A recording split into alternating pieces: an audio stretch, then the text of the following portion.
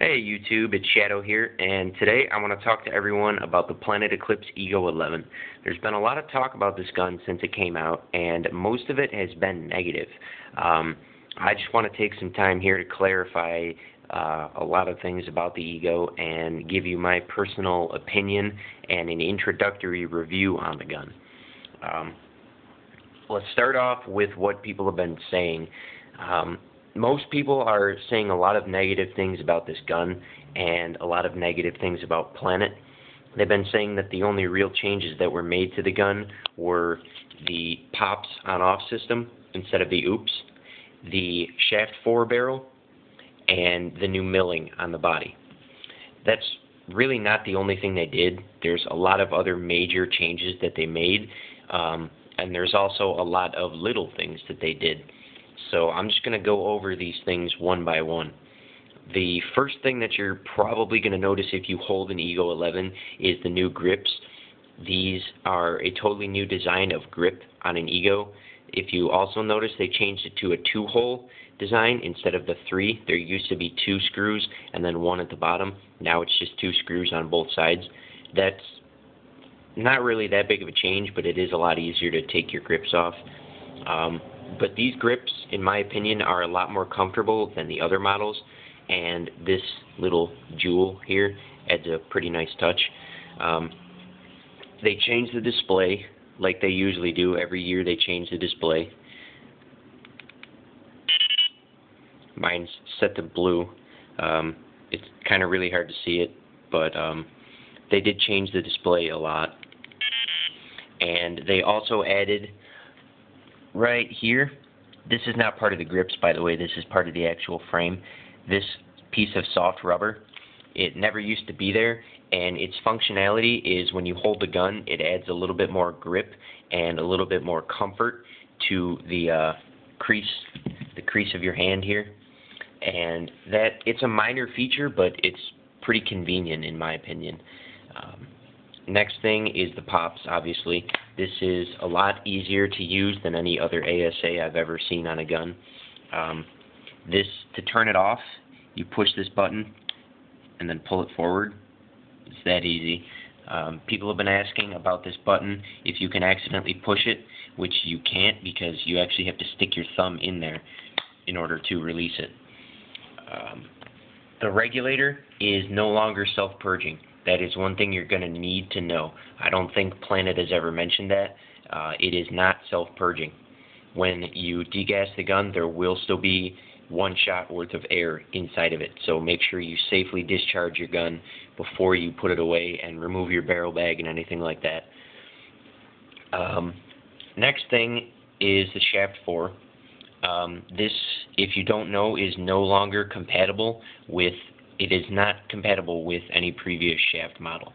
The reason is, well, I should clarify something. You can put, if you have a shaft 3 or a shaft 2 or an original shaft, you can put something like that on here. It is still autococker threaded, but you cannot take a shaft 3 or shaft 2 or anything like that. You cannot take a front from anything other than a shaft 4 and put it onto a shaft 4 back.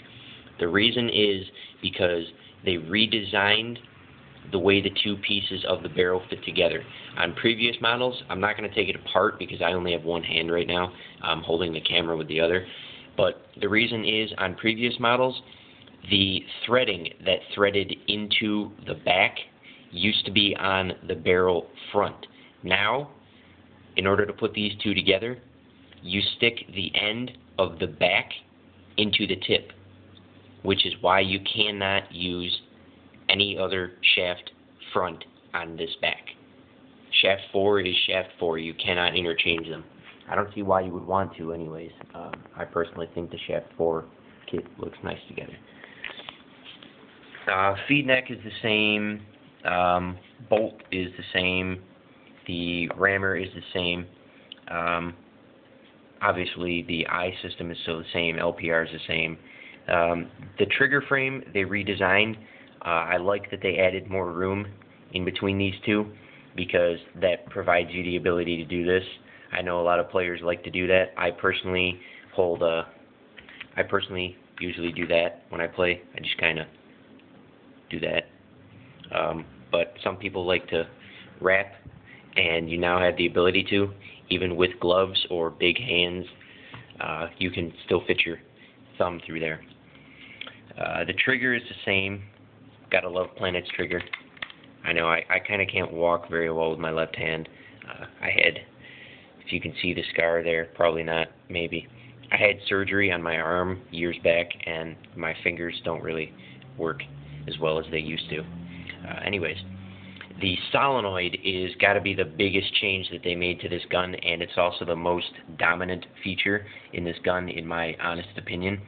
You now have the ability, if you open up the left grip, you will see two little dials on the cylinder. The forwardmost dial adjusts the forward stroke of the bolt and rammer, and the rearward dial adjusts the rearward stroke of the bolt and rammer. Now, if you increase those, you're going to increase how fast the bolt cycles. So you're going to be able to get a very high balls per second, but the gun is going to kick like a moose. If you adjust them down, it's going to slow the gun down, but it's going to shoot like butter. I personally have mine adjusted. I have them both adjusted down, not down all the way, but down more than they were, and I can still hit 12.5 balls per second, which is good enough for me. I don't really need anything faster. And the gun shoots like butter. It's so nice. I mean, it still kicks a little bit. Any gun is still going to have kick, but it's barely noticeable. It really is barely noticeable at all, even in ramping. So I personally love the new solenoid design. I love that I have the ability to adjust how fast it shoots and how smooth it shoots through the solenoid. There's always been a lot of adjustability in balls per second through your user interface of your gun's board, but now you just have so much more control with those solenoid adjusters, and I've never shot a smoother ego in my life. So that is an amazing feature. Another truly amazing feature is the fact that they redesigned the hosing. It is a straight fitting on the regulator itself, and it comes down into a straight fitting on the bottom of the pops. So you no longer have, this gun sits completely flat on the ground. Before, it would have been, depending on the side that you had this on, it would have sat kind of like this, like off the ground a little bit. Now it sits completely flat. There's nothing to catch your hand or your jersey on. You know, when you're holding the gun, you're not going to catch your hand on that macroline fitting. And same thing goes for over here. And another cool thing about it is that these fittings, they come out with an Allen wrench. You don't have to worry about Teflon tape anymore. You stick in, you know, you remove the macroline and you can put an Allen wrench in there. I don't know what size it is, but it does. It's one of the ones that's in the toolkit that comes with the guns. You put the Allen wrench in there and you can take those fittings right off, which is a really cool feature. That's, you know, that's really all there is to it. They made quite a few changes, and in my honest opinion, they're worth the money. I could have easily gone with an Ego 10, but I didn't really want to. I was going to go with a GO2, and I saw this gun was coming out, and I saw all the features that were in it, and that solenoid is the main feature that drew me towards this gun. And like I said earlier, I've put about 4.5 cases through it. I've played with it 2 Sundays in a row, and I've never been more happy with a gun. I've never been more happy with a paintball purchase. This is such an amazing gun. Not a huge fan of the color. I was going to go with the Regal 2, which is the purple with gold-ish parts, but A&S Gear was out of them. So I went with the Dark Trooper because I care more about the gun than I do the color. And I have not regretted it one bit. So that's what I feel about the Ego 11. I'm kind of tired of people saying that Planet is, that they come out with a new gun every year and they don't make changes, because they do. They might be small changes, but they always affect the performance, and they always affect how amazing a gun it is.